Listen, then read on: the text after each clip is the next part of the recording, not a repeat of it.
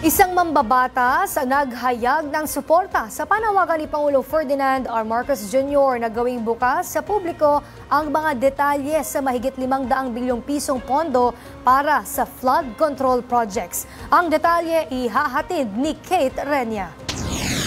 Nararapat ang pagbubukas sa publiko ng mga detalye sa flood control projects para matiyak ang accountability at makita ng taong bayan kung epektibo ito. Iyan ang naging pahayag ni House Deputy Speaker at Iloilo 1st District Representative Janet Garin kasabay ng pagbibigay ng buong suporta sa panawagan ni Pangulong Ferdinand R. Marcos Jr. sa transparency sa 545 bilyong pisong pondo para sa flood control program ng pamahalaan. Gayunman, nagbabala si Representative Garin na kahit gaano pa katagumpay ang flood control infrastructure, hindi ito magiging epektibo kung patuloy na may sagabal sa mga estero at drainage dahil sa basura at kakulangan sa maayos na koleksyon. Hinimok din ni Representative Garin ang Department of Public Works and Highways, Metropolitan Manila Development Authority at mga lokal na pamahalaan na magpatupad ng clean-up at desilting operations. Malugod din niyang tinanggap ang alok ng presidente ng isang kumpanya